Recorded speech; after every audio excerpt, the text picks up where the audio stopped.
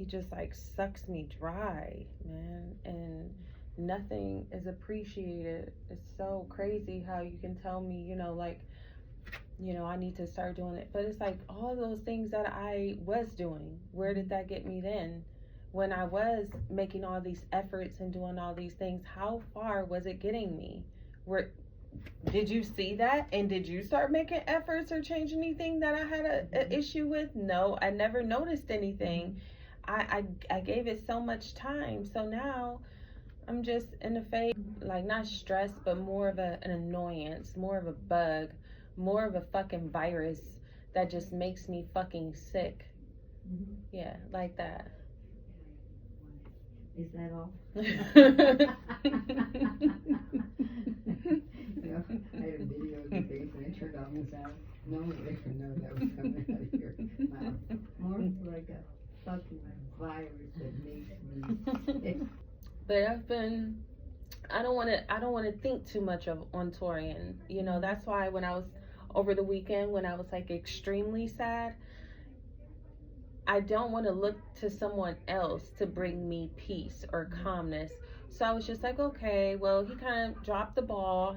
I wish as a boyfriend he would come see about me, but he didn't. Whatever. What am I going to do for myself? How am I going to make myself feel better? And not so much look for somebody else, because I find myself a lot of times, like, oh, I wish my mom was here. I just need a hug from my mom. It's like I'm always looking for somebody else to make me feel better in that moment. And you're coming from the girl part. Yeah, and I don't ignore her. So when you see her, respond to her. I know you got your arms out, but I've got you. I know you're reaching to him, but you've got me, and I'm not going anywhere. You need supportive dialogue because that part is alive inside of you.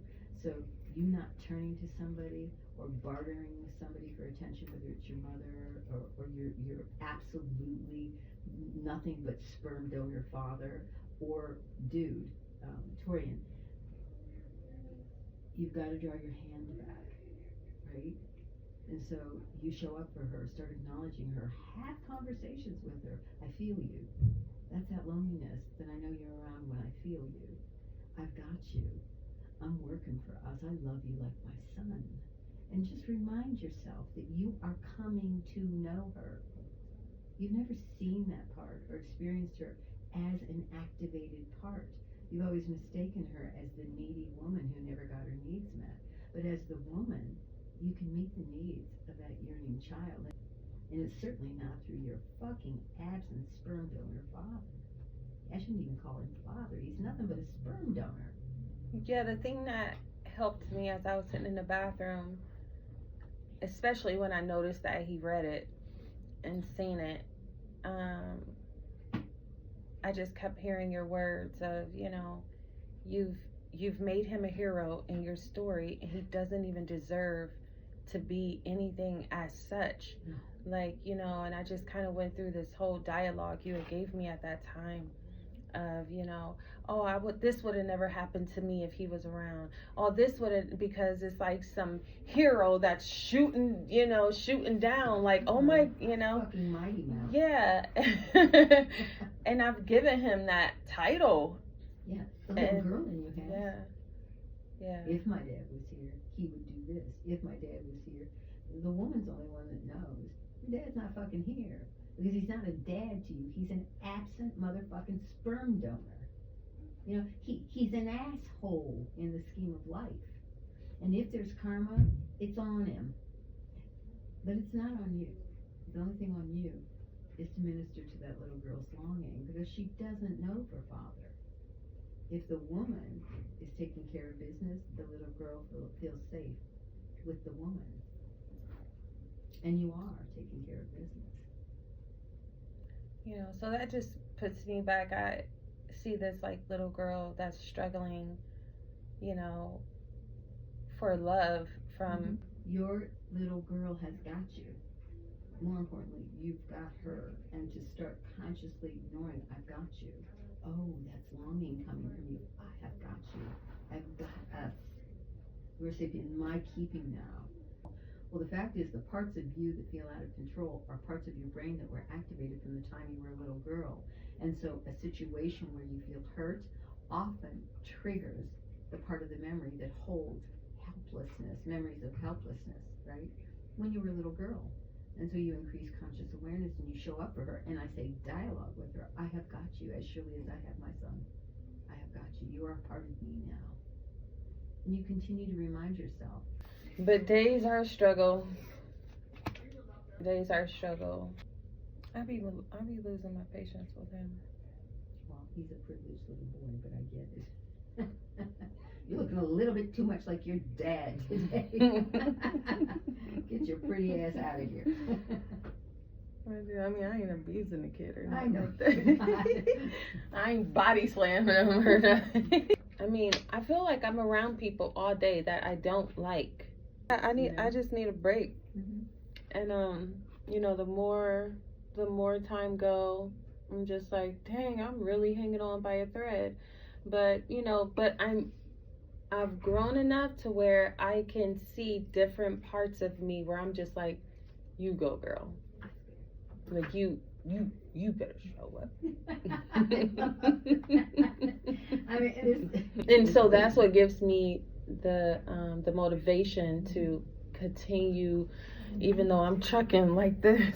You know, it gives me the motivation to kind of keep going because I know what I want. Like I can see it. So, you know, all the little things that I accomplished and that I'm doing, it just it gives me a little spark, a little fire for sure to kind of force myself to calm down. Yeah. You know, I'm not coming in here saying, "Oh, I relapsed on." No. You know what I mean? So yeah, I totally do. No, you're growing and you're changing and you're responding to the stress and you're keeping your feet moving. You know, you're not trying to regress back into that. I mean, think about your growth process. It's amazing, and literally, I mean, amazing. Out of the maze. I'm gonna keep trucking, and I'm gonna jot down some other things that I feel like will help me in the coming weeks.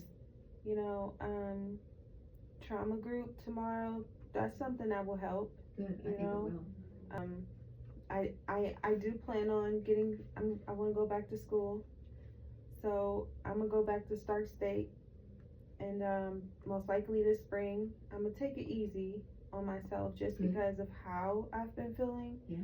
So you know, I'm gonna get back enrolled in the spring, and just take baby steps. But I definitely want to focus on the better things in life. What are you thinking about? Well, I have my peer recovery support. So I'm gonna go and get my CDCA. I love that. Do what you know.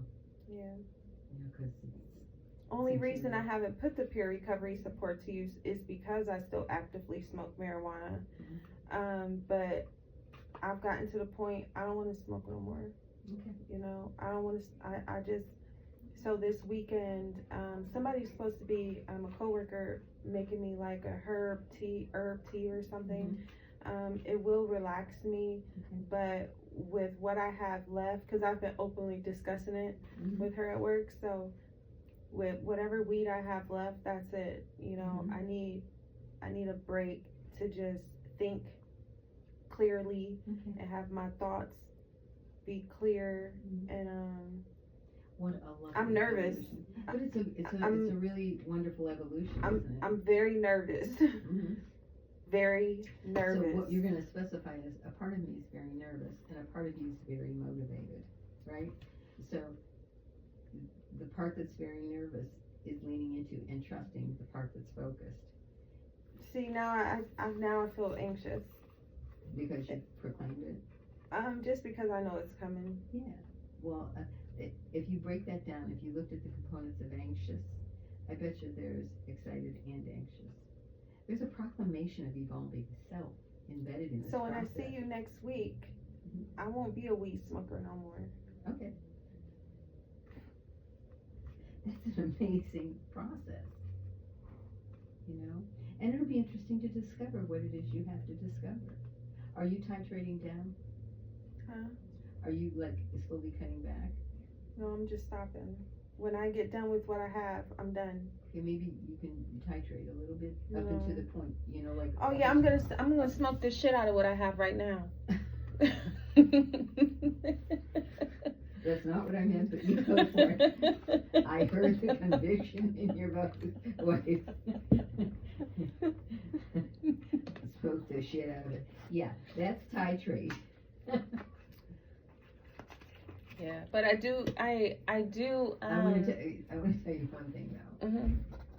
Titrate is literally like take a little bit less each day, and then at the end, I think it's really a good idea, and I know you're gonna think I'm crazy, to take the little bit that's left and scatter it to the wind. I'll do that. Like just go outside and form a ritual. I release this. Yeah. I didn't have to finish it in desperation.